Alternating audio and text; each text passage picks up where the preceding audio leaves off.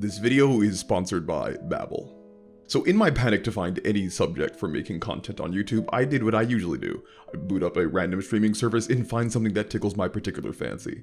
And I suppose I was looking for something a bit more dark and mature to indulge in, so naturally I turned on Moana. Yeah, I recognize how weird that sounds, but Moana follows in the footsteps of many great Disney films by setting the foundation of its narrative in terribly dark subject matter and progressing the story from there. Yes, I'm being very serious. It is well documented on this channel how much I love Moana as a film, but there has always been this weird nagging at the back of my head that led me to believe it wasn't everything that it could be, or rather that it was trying to be two things unsuccessfully. Again though, I still love the movie, and no story is without its flaws, but I think I finally figured out the flaw that separates Moana from so many other great Disney films rooted in darkness. They're calling me, so I gotta... Bye! Before that though, I did want to give a quick shout out to today's sponsor, Babbel. I think that arguably one of the best skills that any person can acquire is learning a new language, whether that be for work or for pleasure. I work with clients from all over the world, so it probably is in my best interest to at least become passable in a few different languages. Or some of you might have a significant other to impress and surprise with their native tongue. Whatever the case may be, Babbel has got you covered.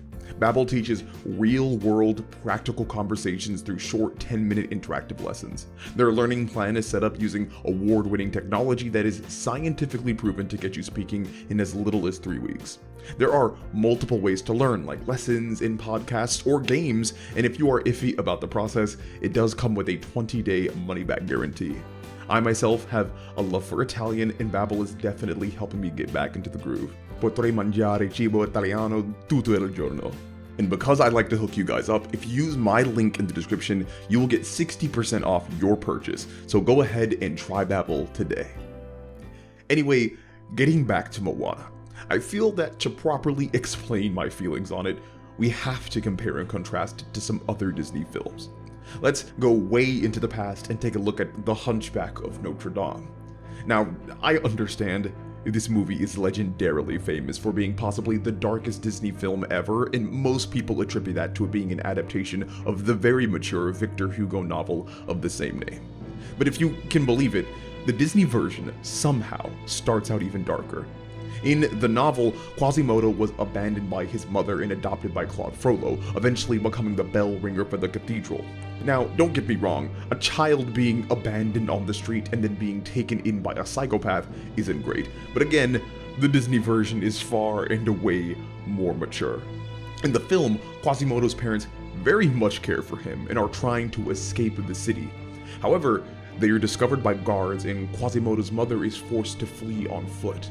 After a heated pursuit, she is murdered on the steps of Notre Dame by Claude Frollo. Then, when Frollo picks up the literal helpless baby that he just worked to orphan, he is so repulsed by it that the very first thought he has is infanticide by throwing Quasimodo down a well. The only reason Frollo doesn't kill a non-conventionally attractive baby is because the statues of the cathedral glare down at him with a cold, terrifying stare. Thereafter, Frollo settles on the fact that baby Quasimodo might one day be useful to him, which is as creepy a thing as you can say when holding a baby. Like I mentioned, The Hunchback of Notre Dame is a movie soaked from intro to climax in darkness, but it is not alone in its dark intro. We can take a look at what many people consider to be a top 5 Pixar movie of all time next, Finding Nemo. Keep in mind, there is no novel to base things off here, all the darkness within is purely from the twisted machinations of the Pixar writing team. Finding Nemo starts off as cute as can be, as Marlin and Coral are rejoicing over their new home, their new neighborhood, and all the little children they will have in just a few days.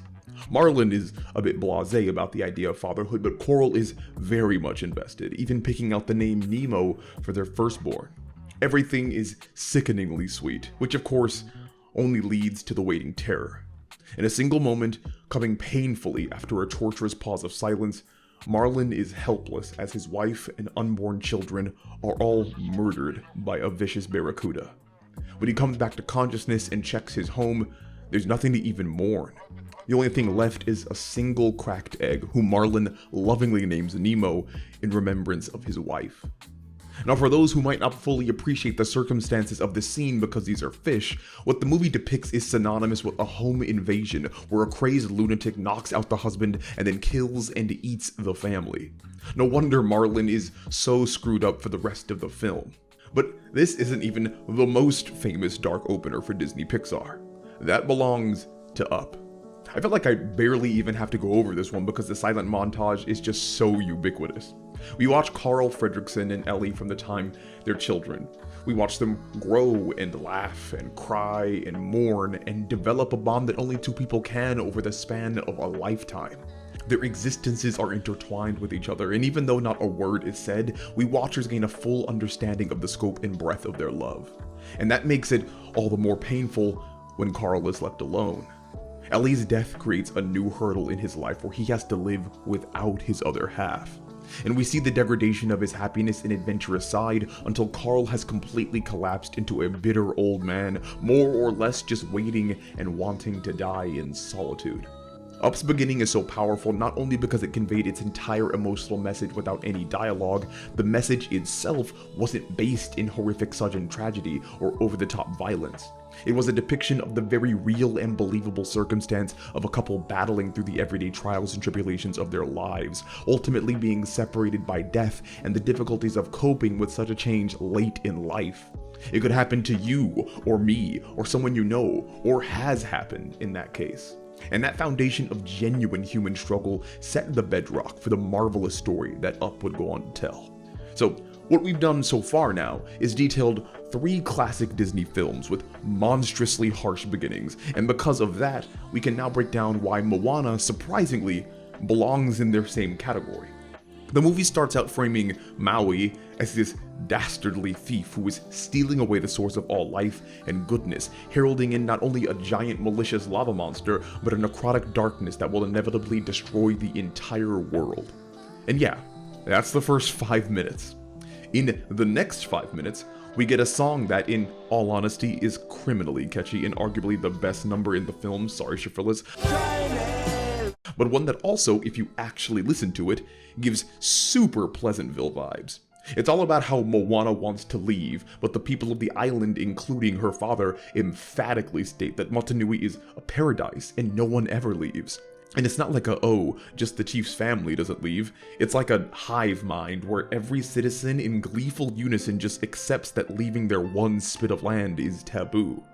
And then in the next 5 minutes, we get the actual confirmation that the horrible hell plague from the intro of the movie is real and is rapidly encroaching on the island. And still, the islanders are steadfast in their belief that no one can leave or go beyond the reef. At this point, we see that the islanders would literally prefer being slowly turned to ash and starving to death than breaking their cult-like devotion to isolationism. It creates this really unsettling feeling of forced contentedness and happiness that the main character, our window into the story, definitely isn't comfortable with.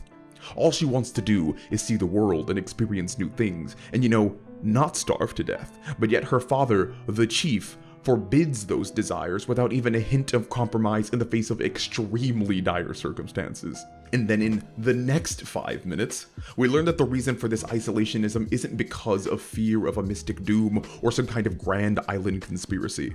It's because Moana's father has crippling survivor's guilt. He used to be just like Moana, young and adventurous and ready to see the rest of the world. But when he took his friend out past the reef, the waves wrestled them under and his friend died in front of him. Ever since, he has lived with the trauma that he is responsible for the untimely passing of his closest companion, and he does so by blindfolding himself with the magnificence of his island and convincing the rest of his people that nothing worth striving for is beyond the reefs of Motunui. And then in the next 5 minutes, Moana receives the heart of Te Fiti from her grandmother, which is the magical MacGuffin item that thrusts her into her journey. But of course, nothing can be easy, and as soon as Moana finds her purpose and someone who believes in her to go beyond the reef, that person dies. In the moment, it seems simply like a tragic narrative sacrifice to spur our protagonist into action, but it also has much deeper, darker implications.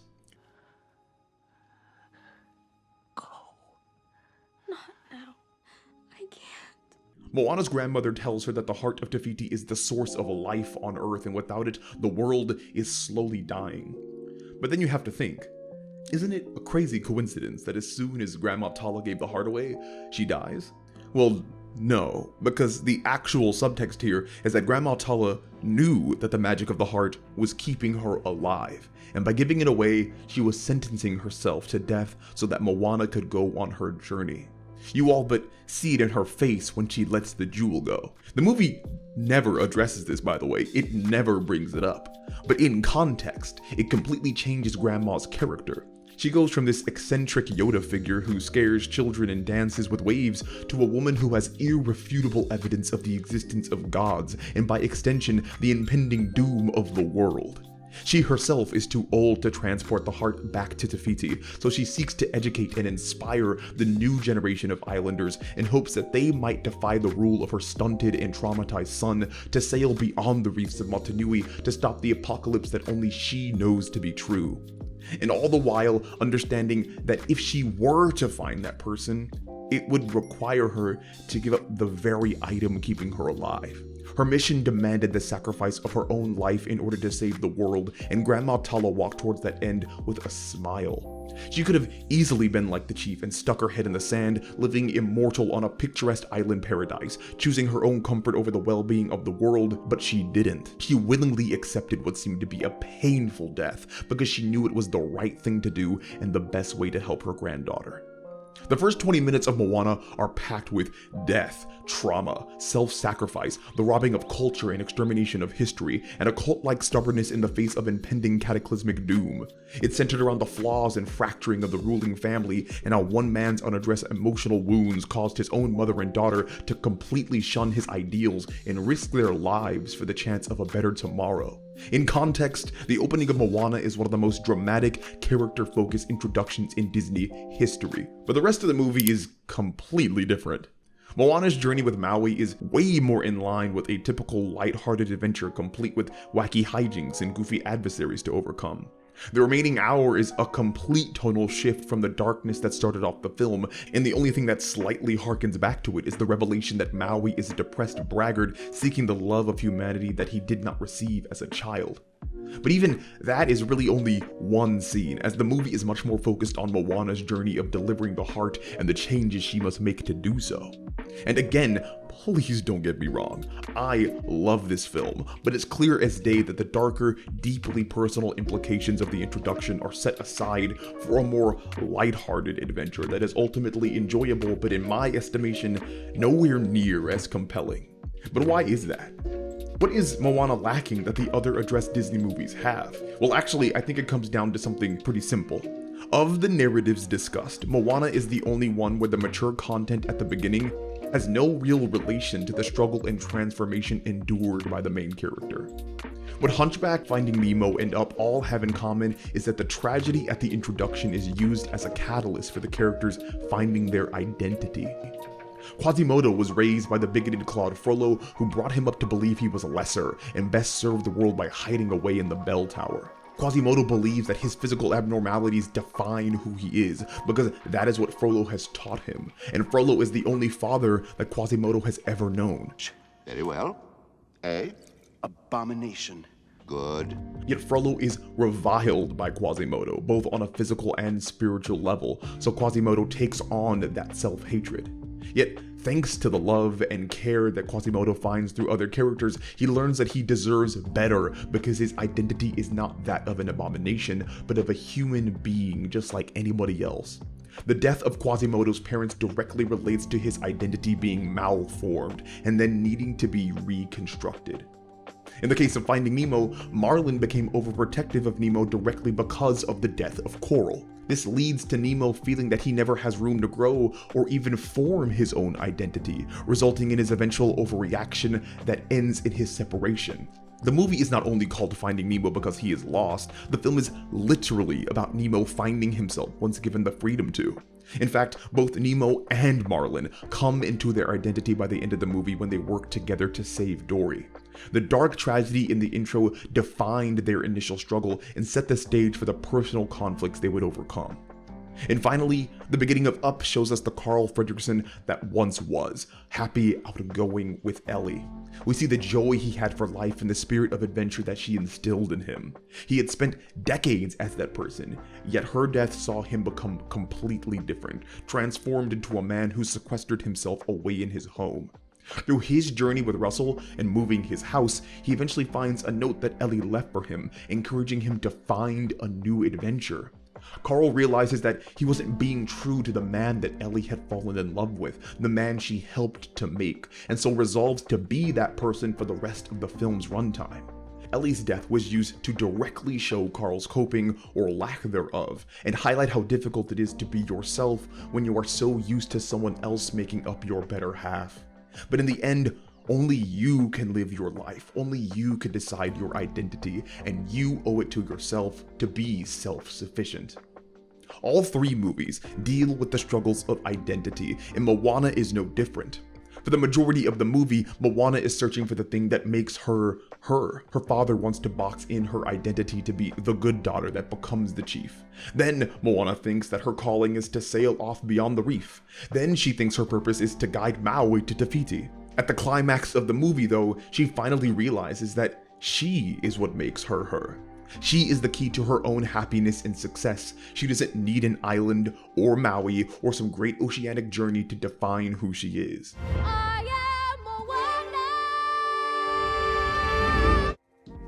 And it's the very similarity in theme, but difference in execution, that makes Moana stick out sorely among the other fictions we discussed. Where Hunchback, Nemo, and Up all have stories stemming from the dark dramatic opening, Moana doesn't have that at all.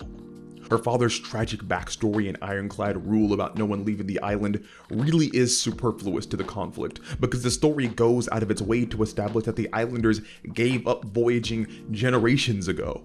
You could straight up remove the chief's backstory from the narrative and it wouldn't change much. What's more, her father's trauma and guilt is never actually addressed, nor does it play a role in the central conflict. It just magically resolves at the end of the movie when she returns. Likewise, her grandmother's death ultimately becomes inconsequential because Moana was going to start her journey anyway, and her grandma just comes back to life briefly when it's convenient. The island and its people suffer no real consequences for its isolation and ignorance of the encroaching cataclysm. The closest we get is a dream sequence, but that's it. All in all, that dark, eerie, emotional beginning that set forth really interesting character dynamics and decisions to be explored really didn't come into play at all. Moana's character transformation happened almost exclusively because of Maui, and therefore never drew any narrative power from its dramatic opening. Nemo, Hunchback, and Up constantly derive their character movement from the established conflict in the introduction. Their personal struggles all relate back to those pivotal introductory scenes. But Moana feels fragmented, as if the opening belongs to a much more serious movie, mainly because the pathos of the narrative seemingly treats the revelations of the chief's past and the death of Grandma Tala as climactic end-of-story bombshells that are meant to change our perceptions of these characters. I imagine had the chief's trauma and Tala's sacrifice been the tail-end linchpins of a story exploring familial duty versus personal responsibility, they would have worked much better. But instead, they put a dark cloud over a film that then is quickly blown away by the humor and levity of the ensuing adventure. If I have said it once, I have said it 1,000 times. I still love Moana as a film. But I can also admit that among the pantheon of other Disney greats that it attempts to emulate, it has not captured that magic of truly exploring the human heart in conflict with itself due to a tragedy that requires true strength of being to overcome. Nemo, Marlin, Quasimodo, Carl, they were all defined by the loss they endured and thus how they overcame it, while Moana is more defined by her lack of definition and her search for it. Granted, I think there is still an extremely powerful message within about the necessity of forgiveness and self-confidence, but now I can't help but think what could have been had the story truly committed to exploring the opening it presented. Anyway, thank you for watching my long rant all the way until the end. If you like what you heard, leave a like, comment, and subscribe. If you really want to be a homie, check out my Patreon or my books on my website. Link will be in the description below. Or check out the second channel. As always, it was a pleasure, and I will talk to you all again soon.